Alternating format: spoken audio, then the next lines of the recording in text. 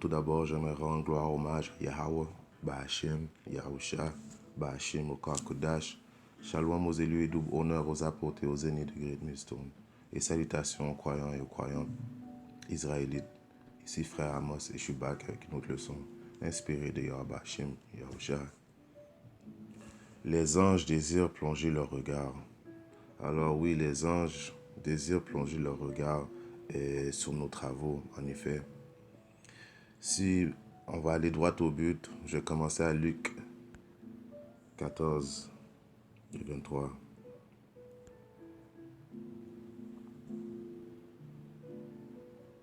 Et le maître dit au serviteur, va dans les chemins et le long des haies, et ce que tu trouveras, contre-les d'entrer, afin que la maison soit remplie.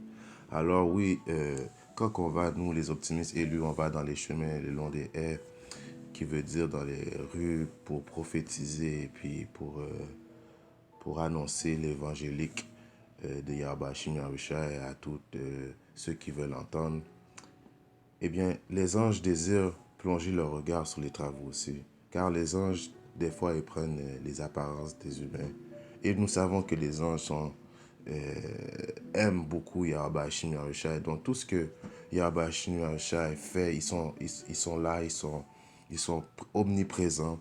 Il y a même parmi des camps qu'ils ont vu les chariots, les navettes spatiales des anges parfois. Et il y en a même les apôtres qui ont témoigné pendant leurs années de pèlerinage, qu'ils ont bel et bien entretenu des conversations avec des anges. Alors, quand que nous allons dans les chemins et le long des haies pour annoncer l'évangélique de Yahweh Shai, les anges sont là et désirent regarder nos travaux. Parce qu'on va voir, on va aller à Proverbe. Est-ce que c'est Proverbe? Oui, c'est Proverbe. Proverbe 15 et 3. Les yeux de l'Éternel sont en tout lieu, observant les méchants et les bons. Alors, c'est quoi les yeux de l'Éternel? C'est pas l'Éternel qui a les yeux, et puis il voit. C'est les anges qui sont les yeux de l'Éternel. Les anges sont toujours en train de noter et d'observer les méchants et les bons. Vous comprenez? Alors, c'est pour ça que... Et puis, les anges, comme on sait, c'est aussi une forme de confrérie. Ils sont comme aussi nos frères. Donc, ils sont vraiment contents de voir les optimistes élus prophétiser l'évangéliste de Yahweh Shimyarusha en tout temps. Je vais continuer maintenant à Isaïe 58 et 1. Crie à plein gosier, ne te retiens pas, élève ta voix comme une trompette et annonce à mon peuple ses iniquités et à la maison de Jacob ses péchés. Alors oui, quand on crie à plein grossier, on ne retient pas et puis on expose, le diable, on expose, il sort. Eh bien, tout ça est noté par les anges. Tout ce qu'on fait, nous les optimistes et lui, sont notés par les anges. Comme j'ai lu au Proverbe 15 et 3, les yeux de l'Éternel sont en tout lieu, observant le méchant et le bon. Donc, les anges sont toujours là en train de regarder et en train de même admirer ce qu'on fait. Et quand ils voient ça, ils sont contents, ils prennent des notes. On va continuer, je vais continuer à Isaïe 58 et 7, je vais descendre. Partage ton pain avec celui qui a faim. Partager ton pain, c'est partager tes connaissances.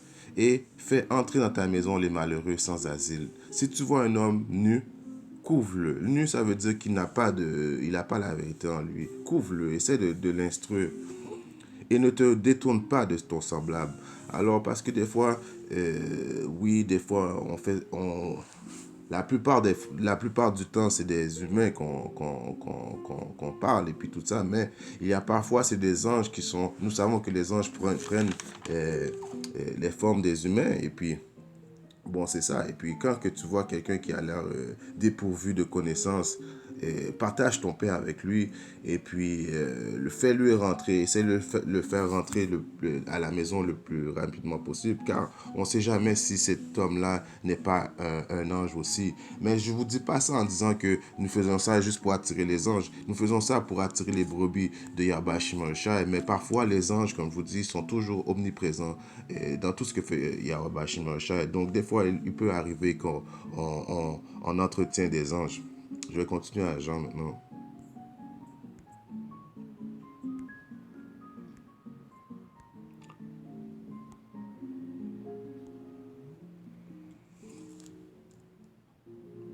Je ne vous appelle plus serviteur parce que le serviteur ne sait pas ce que fait son maître, mais je vous ai appelé ami parce que je vous ai fait connaître tout ce que j'ai appris de mon Père. Alors nous qui avons reçu cette bénédiction, c'est plus que de l'or, plus que du diamant. Il nous a fait part de son secret et de tout. Il ne faut pas qu'on retienne quoi que ce soit. Donc, et c'est pour ça que j'ai lu ce verset-là. Et il faut, quand on voit quelqu'un, même si des fois l'ange peut arriver sur nous dans un genre de déguisement et puis on n'est pas propice à aller lui parler, mais il faut quand même prophétiser envers lui quand même. Je vais continuer maintenant à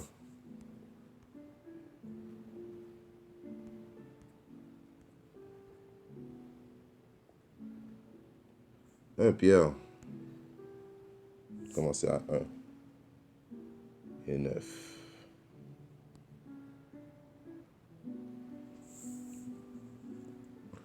Parce que vous obtiendrez le salut de vos âmes pour prix de votre foi. 10. Les prophètes qui ont prophétisé touchant la grâce qui vous était réservée. Alors les prophètes avant nous qui ont prophétisé touchant la grâce qui nous était réservée. Alors les prophètes avant nous faisaient toutes ces prophéties-là en visant que les personnes qui allaient être là au temps où ce que nous sommes présentement, qui est le temps de la fin, ils ont prophétisé avec grâce, touchant la grâce qui vous était réservée, en fait de ce salut l'objet de leur recherche et de leur investigation. Alors tout ce que les prophètes ont prophétisé auparavant, c'était éventuellement pour nous aujourd'hui, les optimistes élus, pour et puis ils ont fait des recherches et des investigations. Donc, même les prophètes dans le passé, les anges étaient là en train de noter qu'est-ce que eux autres ils prophétisaient, justement pour éventuellement que nous, les optimistes élus, nous allons nous réveiller et puis aujourd'hui prophétiser et suivre la norme.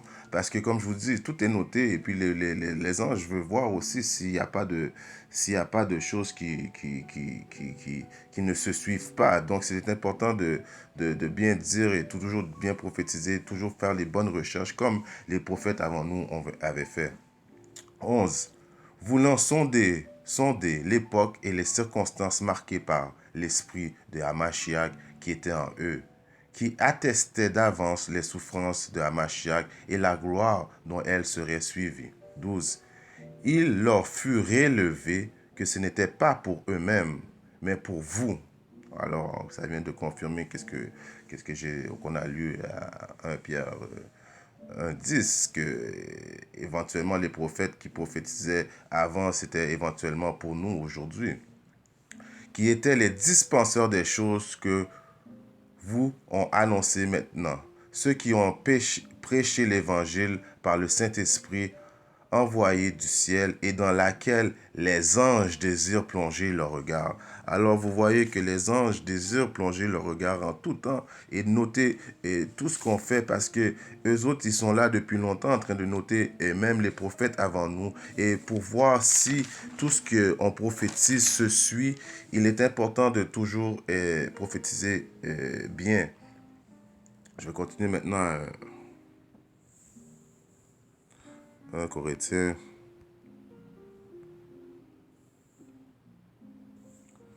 4 et 9.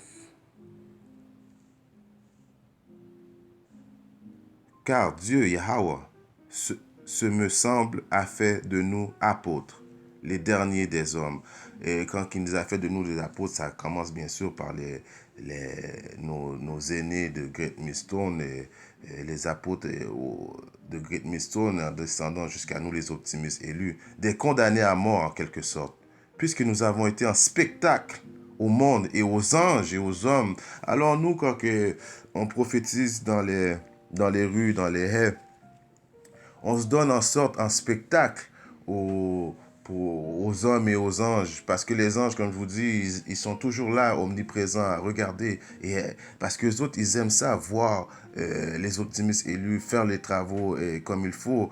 Et puis les hommes, éventuellement, les hommes qui les écoutent, et bien tant mieux pour eux autres. Mais à chaque fois que nous sommes là, et puis on se donne un spectacle, quoi. On se donne littéralement, on est je continue. Nous sommes fous à cause d'Hamashiach. 11, 10, 1 Corinthiens 4 et 10. Nous sommes fous à cause de Hamashiach. Mais vous, vous êtes sages en Hamashiach. Nous sommes faibles, mais vous êtes forts. Vous êtes honorés et nous sommes méprisés. Alors oui, tout ça là, c'est parce que nous autres, on aime Yahweh Hashem, Yahweh Shai. Alors on est fou pour lui. Donc on se donne un spectacle aux hommes et aux anges. Et les anges sont toujours omniprésents. Des fois, ils passent déguisés en humains. Des fois, ils sont dans leur chariot. Il y a des frères qui les ont vus dans les chariots très souvent. Et il y en a même qui ont vu des anges parmi les camps, comme je vous dis, habillés en humains. Même nous autres, du camp de Montréal, nous pensons avoir vu un ange dernièrement qui prenait note et qui admirait nos travaux. Et puis, il écoutait avec attention et pour voir vraiment qu'est-ce qu'on disait. Pourquoi qu'on dit qu'on pense que c'est un ange? Ça vient de l'esprit. C'est pas à cause... L'esprit nous a fait voir que ce type-là pourrait être un ange. Vous comprenez? Je continue. Je vais terminer avec Hébreu.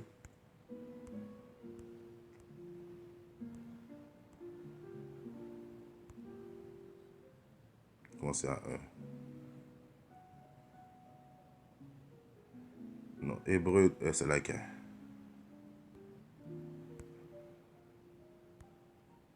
Hébreu 13 et 1, je commence à 1. Préservé dans l'amour fraternel. Préservé dans l'amour fraternel entre frères et en optimiste élu. 2. N'oubliez pas l'hospitalité, car en l'exerçant, quelques-uns ont logé des anges sans le savoir. Alors, c'est ça, quelques-uns ont logé des anges, ça veut dire on parlait à des anges, on même prophétisé à des anges. Donc, il faut préserver, préserver dans l'amour fraternel. Parce qu'en bout de ligne, les anges, même si ils sont célestes, et ils sont spirituels, ils sont quand même des frères dans la fraternité de l'évangile.